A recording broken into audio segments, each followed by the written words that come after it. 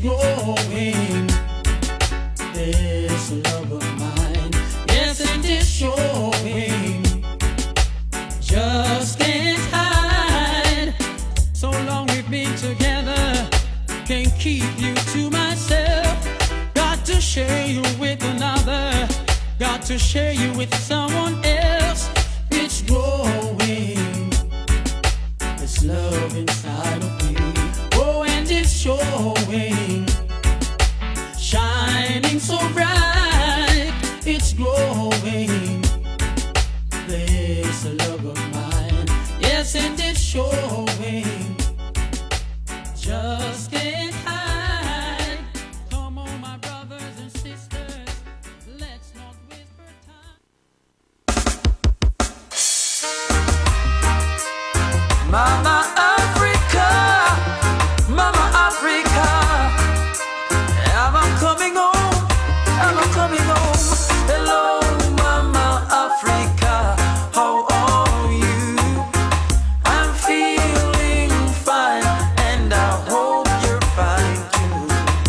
Hello, Mama Africa, how are you? I hope when you hear these words, your grace turn blue, grace turn blue. I'm saying these words to let you know how much I care, and I won't let go. Even though we're oceans away, you're with me day by day. Memories of you keep flashing through my mind. The very thought of you make my time. Hello, Mama Africa, how are you? I'm feeling fine, and I hope you're fine too. Hello, Mama Africa, how are you? I hope when you hear these words, your grace turn blue, grace turn blue. Don't you worry now, I won't be long. Sweet paradise, I'm coming soon. When I'm with you, I can't be wrong. If not in May, then you'll see me in June. Hello, Mama Africa, how are you? I'm feeling fine, and I hope you're fine too. Hello, Mama Africa, how are you? I hope when you hear these words, your grace turn blue, grace turn blue. The sweetest things are there to be found. The golden sunshine, the wind that blows around, the fresh vegetation which comes from the earth. Oh, Mama Africa, you make me know what life is worth. Hey, hello, Mama Africa, how are you? I'm feeling fine, and I hope you're fine too. Hello, Mama Africa, how are you? I hope when you hear these words, your grace turn blue. Greetings, greetings, greetings, greetings. Grand Rising, Grand Rising. Hola, hello, good morning. What a morning we had. Oh, you know, a little bit of adventure never hurt nobody. I know. And you know what? I love how you're so flexible, because sometimes life doesn't have to be that serious. It does not. It does not. Yeah, so we had a couple of hiccups this morning, but it's all good. Well, we're here. We're here. We're here. We're in the studio. We're doing our thing. Yes. And we're going to have a good time this morning. Yes, we are. We're going to have Wayne Harris, Yeah. who is a financial advisor and also a coach, a financial coach. I just call him a financial wizard. Yeah. No, you need some of those in your life every now and then. Yeah, because it's like if you know anyone who knows everything about anything around finances or who knows someone that can help you, it would be Wayne. Like his network goes deep, deep, deep, deep. Cool. So he's actually calling in. Yeah. And hopefully next time when we have him in, we could do an actual video link. Yeah. But Wayne, we do have him on the call right now. So I am going to add him to the call. Grand Rising, Wayne. Put him here. Wayne, hello, are you there? Hello, Wayne. Uh-oh. Can't hear him? No. Okay, let me try this one more time to see. Hello, Wayne. Hello. Hi. Okay, hi, Wayne.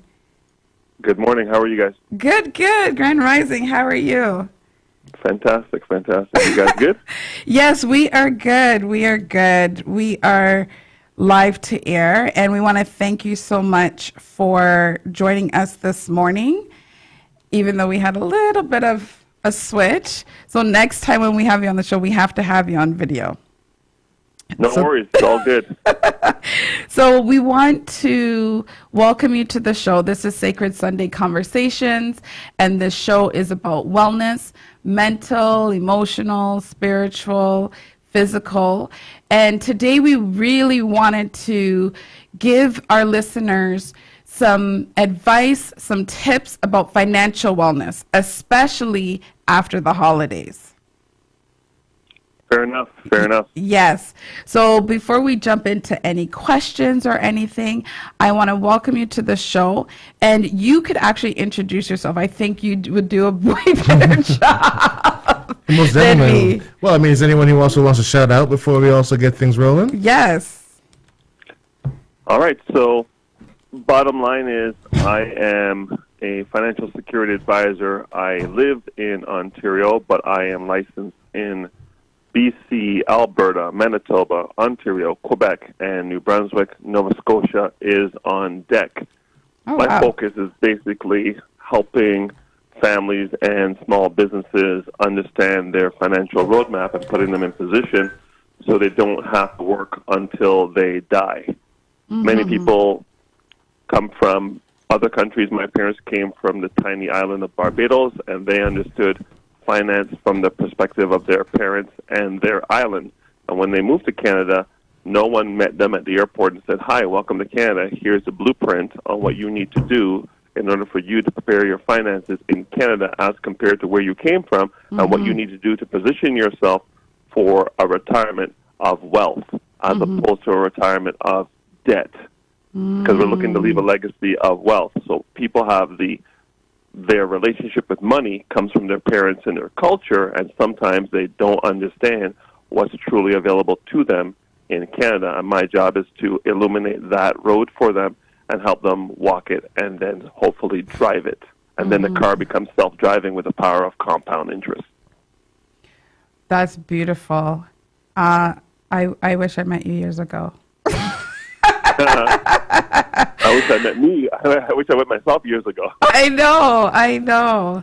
But, I believe that everything happens at the right time in the right way with the right people, no matter what, right? So we're here now. I met you now. And so when you speak with a lot of knowledge and a lot of passion. I wanted to kind of dive a little bit into your why. Why, out of everything you could have done in Canada, there's options in Canada when you compare to some of the islands, right? Out of everything, why did you choose the financial sector? A great question. So for many years, I was in the Army as a reservist. So I was out there protecting, Canada, so to speak, as a reservist.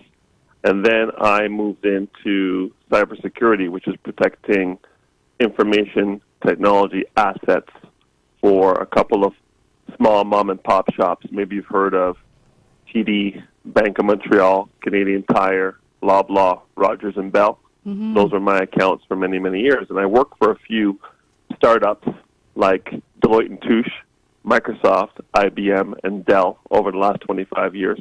So big companies supporting big companies, and my job was risk management for those companies. And basically, when I looked at it, risk management for IT assets versus risk management for families and small businesses, it's the same business. It's mitigating risk. Now, my mother, she passed away at 44 when I was 11 years old, and she was a single mom, and she was doing big things. She was working full-time. She was going to school part-time. She was raising 3 kids by herself. She had bought a property. She had tenants that weren't paying her rent. This seems to be a tradition in Canada where tenants have more rights than the landlords. In Ontario, mostly. We weren't in Ontario. We were in Quebec. Oh. So the same rules apply where the tenants have a little more power than the landlords. Anyway, long story short, she went to work one morning, July 10th, 1978, and never came home. That's the last time I saw her. She told me, "Hey, Wayne, your breakfast is your lunch is in the fridge. You and your brother have a great day at camp. Have a good day. Love you." I said, "Love you," and that's the last words I spoke to her. And what's interesting is in 1978, we're 47 years removed from that day, almost this year coming up. The things she had in place so that our experience, although catastrophic from an emotional perspective, was not catastrophic from a financial perspective, because she had 3 things in place that most people don't have today. And the 2 of you are here on the radio, and you can attest. Do you have an up-to-date and notarized will, power of attorney for personal property, and power of attorney for health? Do you have those 3 things in place, both of you? I believe I do because of you. Yeah, very good, very good. But if it wasn't for you, it would have been no, to be very honest. Right. And what about your friend? Oh, Greg. most definitely a no. No, right. So because she had those 3 things in place, we still have generational wealth today because that building she bought in 1973 is still an asset in our family. And it's basically an ATM machine because the mortgage has been paid off years ago. Right? And we're much better in the selection of our tenants today because we have much more access to their background, both from a credit and a criminal perspective, because some people are professional. So my why was to make sure that people, especially people who are from my culture, when I say my culture, I mean the diaspora within the Caribbean, our people have access to the knowledge, and then they can act upon it in the appropriate way for themselves to put their families in position for a legacy of wealth. I have a legacy of wealth because my grade 7 educated mother, who came to Canada as a domestic, fashioned herself into a nursing assistant and was weeks away from graduating as a nurse before she met her end. Her ambition level is unmatched. And my ambition level and my sister's ambition level, my brother's, equals hers. My father, who we had to go move with after she died, went from being a very part-time father to being a full-time father, and that transition for him was very hard, and it was hard for us as well. And I've been on my own since I'm 19 years old, so no one has paid my bills for me since 19 till now, and that's almost 40 full years. This year will be 40 full years that I've been on my own. So when you look at that body of work, my why is to make the journey and the landing softer for the diaspora. I have clients from all cultures, but my focus is on people who want to level up, who wake up and know that what they're doing is not working for them, and they're tired of being sick and tired, so they want to do something about it. And then they contact me, they find me through one of the many methods, my website, WayneHarrisConsulting.com, or they reach out to me, and I sit down and have a discovery call with them because, like most people, I'm not everybody's jam. Yeah. Right? My style is my style, and you have to want to not only take the blue pill rather than the red pill, but you have to. I adjust my approach to the person I'm dealing with to a point, but at some point we have to get real, and most people aren't ready to get real. And when they're not ready to get real, I just have to say, okay, hey, when you're ready, you let me know. But in the meantime, this train is leaving the station. Yeah. Right? Yeah. And if you're serious, stay by for the next train to come around. Exactly. I'll get back to your station soon enough. But in the meantime, there's other people on the train who need to be taken to their financial destination. Yeah. Now, cynical question-ish, but serious question. When you're talking about the world of financial space, it is different now than it was in the 70s, 80s, and 90s in terms of the attitude of the corporations that do handle the finances. They're more now about maximizing their profit as opposed to maximizing my personal wealth. How do you bridge the gap with those things? And I give you an example. Like when I moved back to Canada from Japan, I was at the bank, and because I was in Japan for like 10 years, they were all up in arms that I don't have a credit history. And they were like trying to convince me, you have no credit history, you need to do something like buy a car. And I was like, yeah, sure, I'll go buy a car. Not realizing that was going to tank my credit right off the bat. Only if you don't pay. No. But it reduces the leverage that I have, right? I still pay. But like, when I went to check my credit score, I'm like, why is my credit score here and not here? And they're like, well, because you got a car. You applied. Yeah. And so there are things like that are happening in the system. Like what do you do to help people get more wiser and navigate those spaces? Especially newcomers. Yeah, because a newcomer doesn't know, right? Yeah. Right. No one was meeting you at the airport with a brochure on how to handle your financial future. I hear you. I think that in an age and a time with artificial intelligence, YouTube and Google, people not knowing is a choice. To be honest, right? Because the information is there. The question is, knowledge is king, context is queen. What people don't have is the context. The knowledge is there. You can go to YouTube and search on how to establish credit in Canada, and it will tell you, and there'll be 1,000 links that will tell you which of those links are Canadian, which of those links are American, which of those links are up to date, and so on. So when you look at credit, you have to look at credit is really a couple of things. It's what type of credit is it? Is it installment credit, which is like a car, or is it revolving credit, like a credit card? Revolving credit helps you more in establishing credit than installment credit. Okay? How long have you had credit? So when you come into Canada from Japan, you have no credit. They go, credit equals character. I'll say it again. Credit equals character. So the higher your credit, the higher your character. And lenders look at character, i.e. your credit score, to determine whether you're a safe bet or not. If you're a safe bet, you're towards 800 going towards 900, you get very low interest rates. If you're somewhere between 500 and 600 or below 680, which is kind of the minimum bar in a credit score, you're going to pay more in interest because you're a higher risk, because you have low credit equals low character. Credit equals character. So once you understand that, to establish credit, what you can do is go to your bank and say, I have $500. I'd like a secure credit card, which means I'm going to give you my $500. You're going to give me a credit card with a $500 limit. I'm basically using my own money, but I'm establishing credit.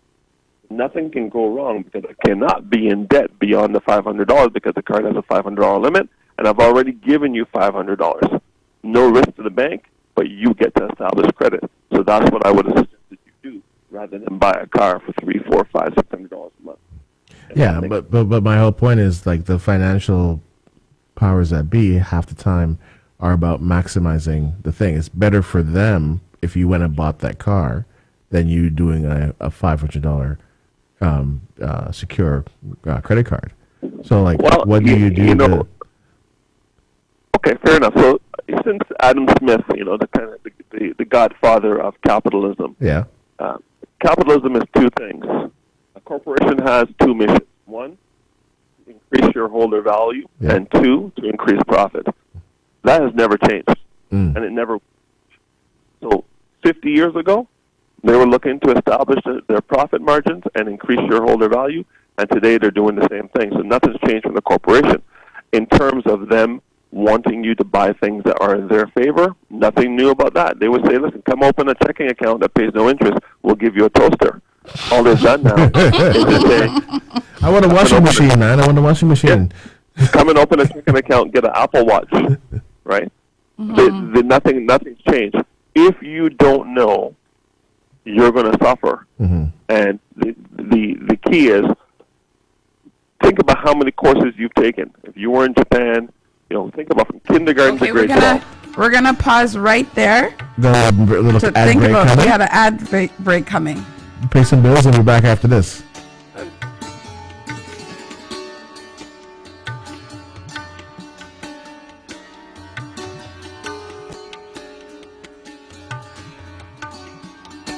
Play Alberta is your ticket to a world of gaming, but from the comfort of your home. Whether you love slots, sports, table games, or lottery, Play Alberta has something for everyone. Best of all, it's safe, secure, and supports local communities. New players can get started with $500 casino bonus, $200 in free sports bets, multiple lottery offers, and much, much more. There's so much to get and so much fun to be had at playalberta.ca. Alberta's home for online casino, sports, and lottery. Play Alberta is your ticket to a world of gaming, but from the comfort of your home. Whether you love slots, sports, table games, or lottery, Play Alberta has something for everyone. Best of all, it's safe, secure, and supports local communities. New players can get started with $500 casino bonus, $200 in free sports bets, multiple lottery offers, and much, much more. There's so much to get and so much fun to be had at playalberta.ca. Alberta's home for online casino, sports, and lottery.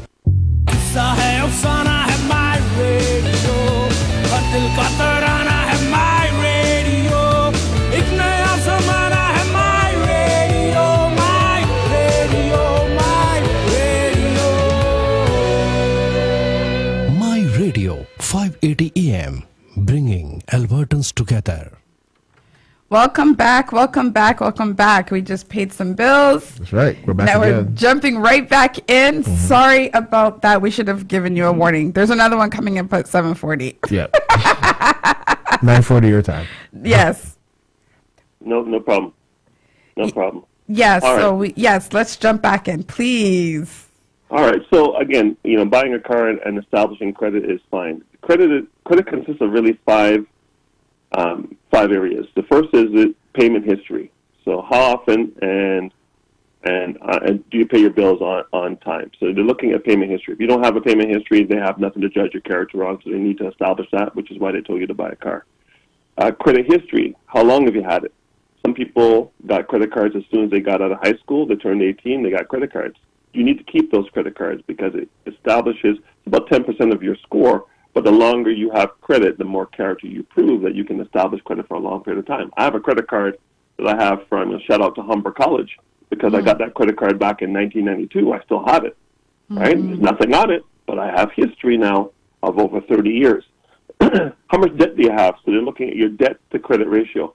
If your credit on a credit card is more than 30% utilized, that means you got a $1,000 limit on the card, you should not go above $300 on the card, excuse me. You don't want to have more than 30% on the card. Your credit's going to start to drop as soon as you go beyond utilization of 30%. Most people don't know that.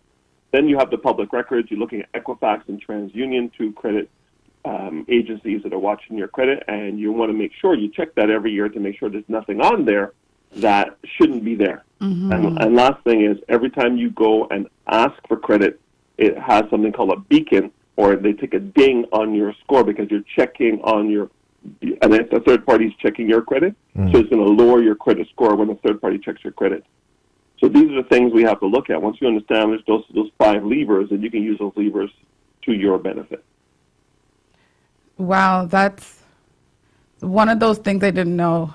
One of those things I found out the hard way. Like when I when I moved to Edmonton so I had my car in Toronto, moved here, and I Yeah. wanted to get a new car, and I went to I won't say the name of the place, so I don't know the thing, but Yeah.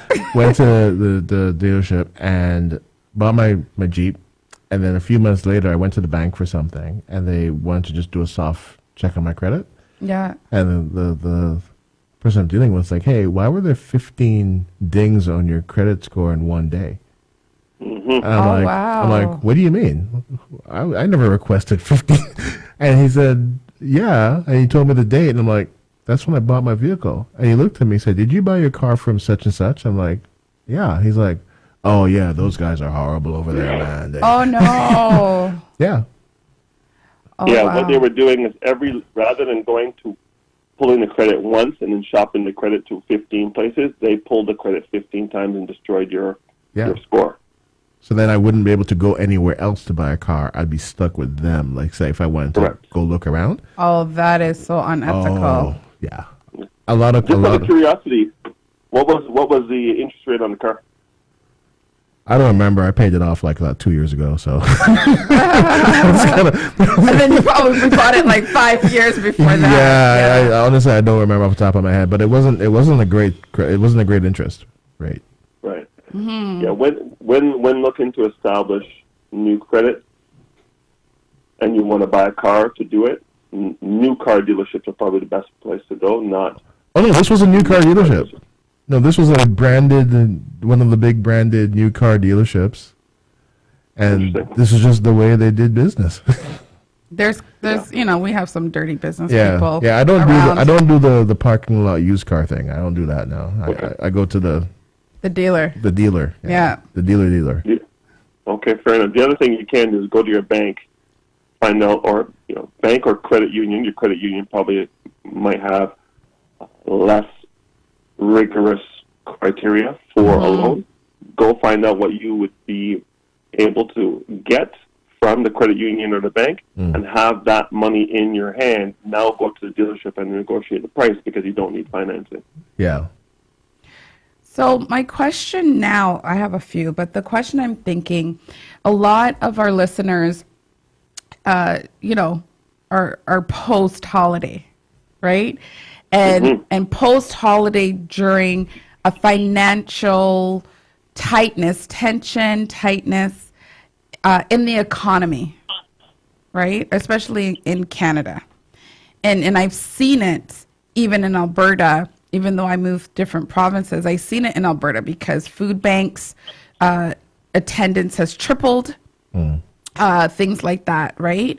So when we look at post-holiday, what are some tips for people who may have kind of maxed out some of their credit or their resources to give their family a good quote unquote Christmas or holiday? Because I personally know that there are people out here who they want to give their children or family a good holiday regardless of financially what's happening. Thank God my son's 21, so I don't have anybody to impress, but I know I know people out here are 4 or 5 family home with one income or one and a half, So what are some tips? Right. In the end, you have to decide, which master you're going to serve. You're either going to serve the master of long-term gratification, or you're going to serve the master of immediate gratification. Right? Oh, hold on. We Sometimes- have something for you there. We have something. And I'm Okay, slow. so when I'm slow. We need you. Sorry, we need you to. You gotta be quick on that. I know, I gotta be on the quick. draw, man. You gotta be quick on the draw. The moment passed and everything. I know, but can you repeat that, please? Yeah, you have to determine which master you're going to serve. You're going to serve the master of delayed gratification or the master of immediate gratification. And usually when you serve the master of immediate gratification, that usually doesn't work out for you. It's when you go and do things that you know are not in your future self's best interest today.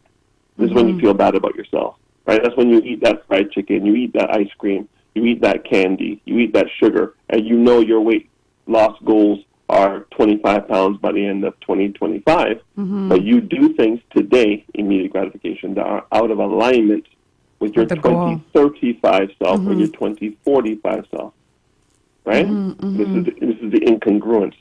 So people who are spending money on Christmas because they are caught up in consumerism and believe that they have to do certain things because these are the expectations of society, these are, as my father said, these are people who are being led like a goat on a rope.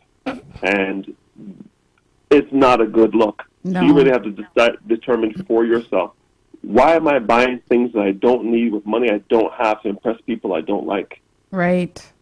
This is the definition of status, Yeah. right? $1,400 to $1,500 annually is spent on Christmas by the average Canadian family. $1,400. Oh, wow. Listen, we have we have 6.7% unemployment in Canada. Okay, 6.7. Interest rates are high. Food costs are up 9%. If you bought groceries the other day, $100 used to be multiple bags. $100 is now a bag. 1,000%. And that's Right. your herbs too. Right. I'm just venting, sorry. Right. So everything's more expensive. So you Yeah. you have to decide which master you're going to serve. Listen, before I buy a Christmas gift, I tell everybody in my orbit. I say, listen. First of all, the legitimacy of Christmas. I've never seen Santa Claus in the Bible. I've never seen giving gifts in Proverbs. All this is, this is all bastardization of pagan rituals that have blended itself with Christianity and consumerism.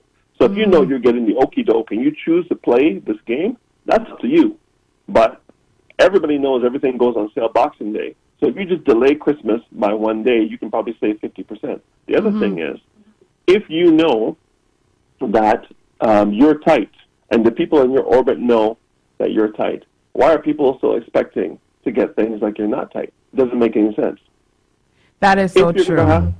If you're going to have debt, listen, pay your debt down immediately. Get below the 30% on the utilization of the credit card you're using. And if you can't keep it below 30%, then that card should be taken, put it in a I would say back in the day, a Tupperware container. You get a Tupperware container that can hold a credit card.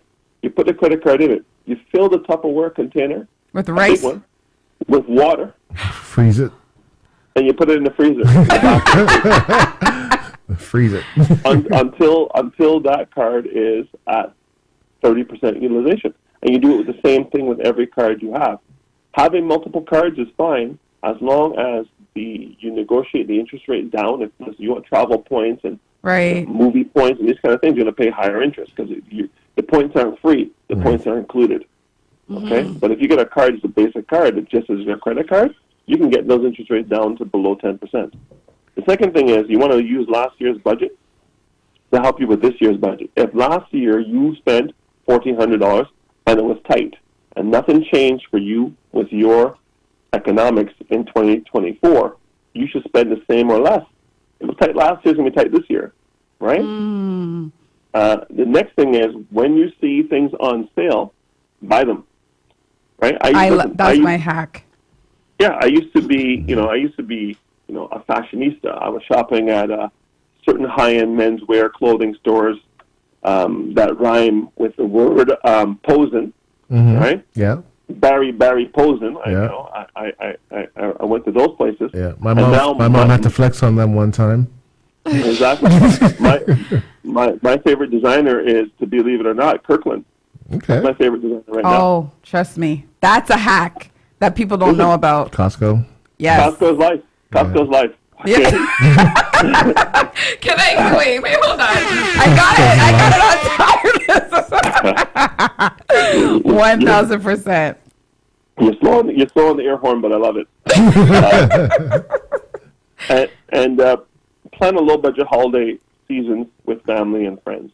Listen, if you make the baddest oxtail in the game, or you could buy me socks that you can't afford. Go make. Probably Oxtail is probably more expensive. Oxtail is not cheap, man. Oxtail is cheaper than oxtail. Yeah, oxtail's not maybe cheap they unless if you know a farmer. Like I'm very blessed to get mine directly from the farm. So Right. yeah, but it's not cheap. But give people a different type of gift. You know, you can go to the thrift shop and you can find bangers, like great things that are in great With condition. tags on them. Yeah. Yeah. And you can go and you can do that. Like I like gifting books. Yes. So I go to the used bookstore. I see books that people haven't read, but the person has moved away, didn't want to carry the books, or the person's died and they have all the books. But I just go and I get books at the used bookstore. I just leaf through it and see what the condition is, how much highlighting or not. Right. And I find gems in the thrift shop near me. So I never thought about that. Like books, there's some books you can't get anymore that you could probably get in the thrift shop. Yeah. That's true. Yeah. Or the older Spending- version. yeah, spending is a choice. Just like going to the gym or not going to the gym is a choice. Just like eating well and not eating well is a choice. Just like being in a relationship, not being in a relationship is a choice. Yeah. The psychology of money is your relationship that's personal and cultural and familial with money, and that's what guides your hand. So if your mother didn't handle her money well, your father didn't handle their money well, then you're not going to handle your money well unless you have an outside third party that's going to come and readjust your relationship culturally with money. And that's what I do. So I'm going to do, I love Star Trek, shout out to Mr. Spock. I'm going to do a Vulcan mind meld on you and your money. I'm going to show you where you're at. Most people don't even know where they're at. I'm going to show you where you're at. Then you're going to tell me where you want to go. And I'm going to say, in order for you to go there, when do you want to get it done? I want to get it done by this time. Great. This is the plan we need to do. We're going to go on another quick break. Back after this. Yes.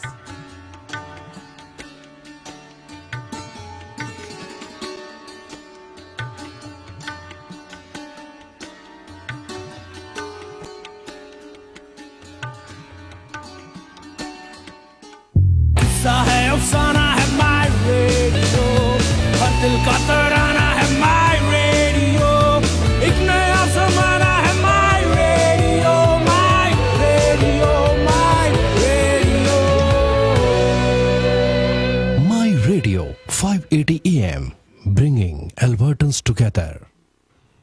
Welcome back. Welcome back. We have maybe another 5 to 7 minutes tops, but Wayne, you got into the next question that I had naturally is the psychology and your relationship with money.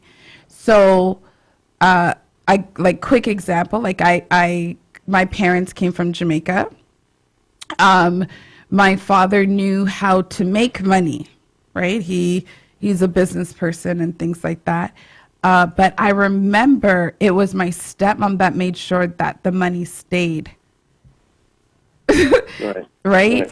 And so there was something with his psychology because he would always spend more than what he could just and I realized it was a self-esteem thing for him, right? Even though business-wise people would say he's a self-made millionaire. So people would think that, okay, he's this, he's that, he's great. But if it wasn't for my stepmom, I've witnessed this, he would have been broke even though he was at a 7-figure income through the business. So I wanted to touch on before we close off, and I need you to give your information out. So Wayne Harris, WayneHarrisConsulting.com. Correct. Okay, Correct. Beautiful. So we wanted to touch around psychology, relationship, and emotions around money, and any tips for people who are struggling with that. Sure. First of all, with regards to your father and just people in general, income never exceeds self-image. I'll say it again. Income never exceeds... there you go. Income never exceeds self-image, not for long. You'll notice that people who win the lottery are broke 5 years after they win the lottery. Yeah. If you have a $30,000 a year self-image and I give you $10 million, you're gonna hyperventilate until you get back to where your self-image is comfortable. That's why they go and do bad investments, lend money to family and friends, and they're broke. That's why you see people who have high options but low identity.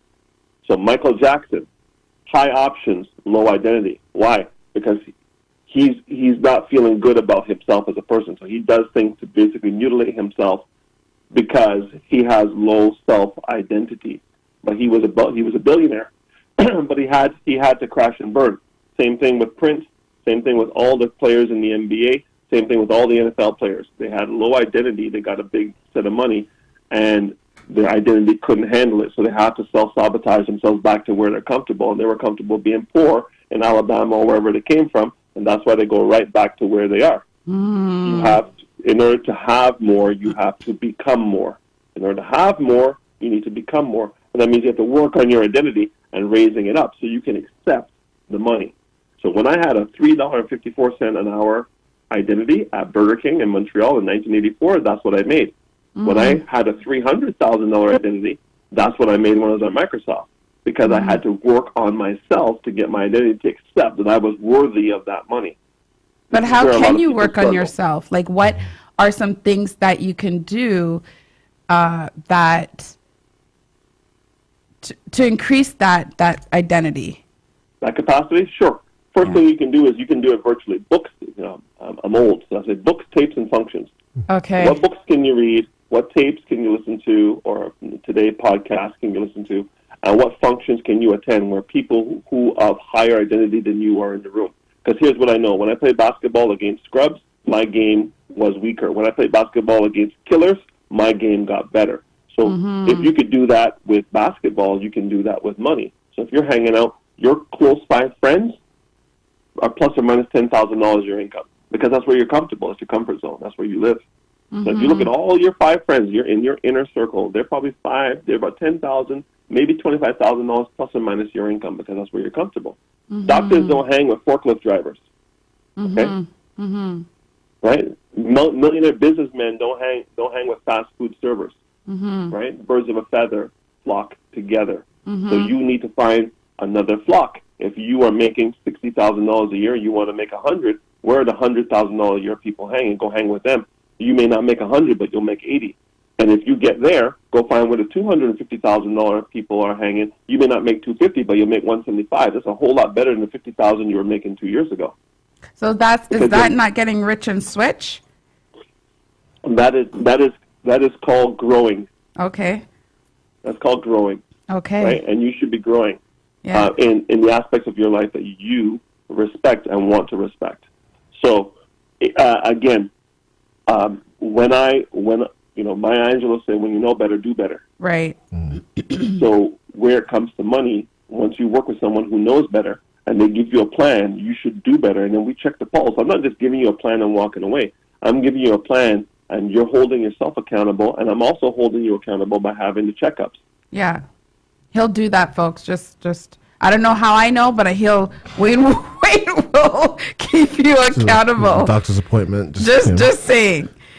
So this is really good. We're gonna wrap up, but we have to have Wayne back. Well, I got one last quick question for you, Wayne. And it's something I had heard about a while back. I never quite fully understood. No one was able to really explain it to me fully. But there's a thing where someone has said that there's good debt and bad debt. Yes. What does that even mean? Because when I hear debt, I'm just like, it's all bad, man. Yeah. Yes, fantastic. Yeah, good debt earns you income. Bad debt takes money out of your pocket. So a good debt is buying a multi-tenanted unit for $1 million that has 3 units. You live in one, and the other 2 pay the mortgage. You're in debt for the mortgage, but it's good debt because the 2 units that are paying you rent are covering your mortgage and providing you income. Money's coming in. Good debt. Bad debt's buying $1 million single-family home with a nice garage and 4 bedrooms and a nice backyard, but money's going out because you're paying the mortgage. Bad debt. So when I see people with a single-family home, and no shade, people say, I don't want no tenants in here. I want to live by myself. Hey, it's a choice. But that debt, the only thing that's going to save you is if that debt increases in value and creates equity. Now, in Canada, we have a problem because equity is going backwards for the first time in a long time. In some of the major cities, Vancouver, Toronto, Montreal, and Ottawa, are seeing prices being depressed. So what people thought was, I'm going to pay this big money for this property in Toronto, and this property has always gone up in value by 9% a year. I'm going to make my 9% a year. It's all good. But they don't know that those numbers have been artificially inflated for the last. Whatever. I don't know if they've been artificially inflated because the market pays what the market pays. So if I buy a house for $1 million, you want to give me $1,000,001 for it 6 months after I bought it. I'm going to take your $100,000 and walk. No capital gains because of my principal residence. So most people who are wealthy because their house was bought for $250,000 and now it's worth $1.25 million, and there's $1 million in equity in that property. They sell that property, now you're a millionaire. Or several properties. Yeah. Or several properties. Yeah. and those moves are hit or miss now in this economy because what you bought 2-3 years ago on spec and what it's worth today, not the same as 2021, and that's where people are getting hurt. Where we have over 60,000 rental units available in Toronto, only 500 of those rented out. All those landlords have to pay those mortgages. They were hoping the tenants would cover principal, interest, taxes, and maintenance. And the tenant's saying, nah, I'm only going to cover principal and interest. You are on the hook for the difference. And by the way, if I decide I don't want to pay, there's nothing you can do about it for a year. Yeah, that's the thing in Toronto. It's bad. It's a thing in Ontario. Yeah. It's a thing in Ontario. It's bad. Well, we got like less than 10 minutes left. We got Miss Lower coming in at 8 o'clock for Latin Hour. Wayne, is there anything you want to leave with the folk? Like if they wanted to say, see more of you or learn more about what you're doing, where can they find you? For sure. And again, thanks for the opportunity for having me on. I think you guys are up early. I thought I was up early on the Sunday, but you guys are up way early. So shout out to yourselves for that. Again, WayneHarrisConsulting.com is where you can find me. You can book me for a 30-minute Zoom discovery call. See if I'm for you. I'll see if you are for me. I do travel the country, and we'll get on a plane for the right person or opportunity to do so. But most of the time, I do it over Zoom, which is, since the pandemic, more acceptable to people.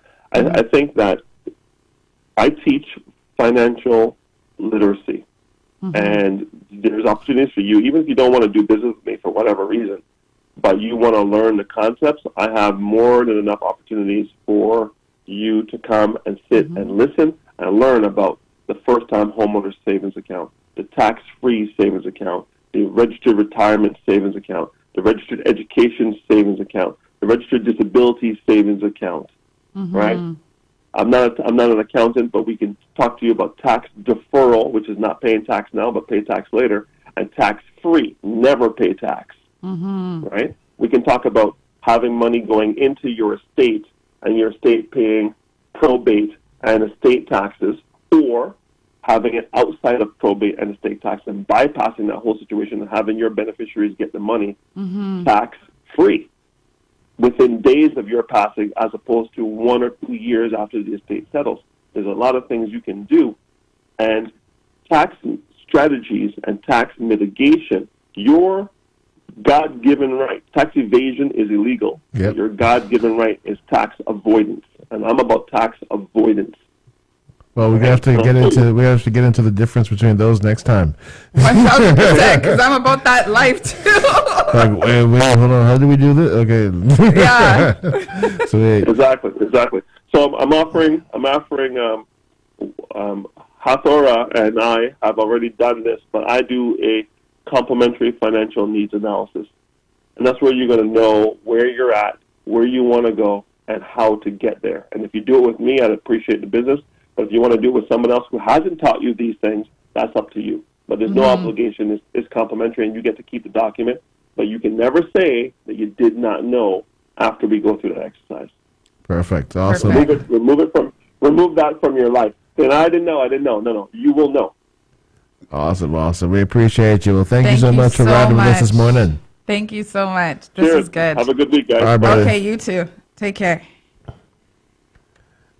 Yeah, so we've got Ms. Laura coming in a couple minutes. I'd like to thank you all for riding with us this week. And that was a great little chat about finances and stuff like that. And appreciate Wayne even taking out some of those off-the-cuff questions. Yeah, He didn't know that was coming. he's always ready. Like Yeah. Wayne is always ready, and I appreciate it. Awesome. And you know what? Financial wellness, it ties into physical, mental, emotional wellness. Like one of the biggest stressors besides relationships and marriage Is money. Just say it, is money, Yeah. right? And money sometimes contributes to relationship issues too, right? True that.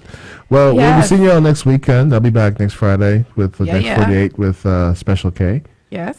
Next Saturday, Danny and I will be back with the Weekend Morning Show, and we'll be Mm-hmm. back next week with Phoenix for the Sacred Sunday Conversations. yeah. Till then, yo, we're going to take you out with a little music, and we'll talk again. Have a wonderful week. Ciao. Namaste. Baby, don't worry, don't worry. Oh no, no, no. Oh me, oh my.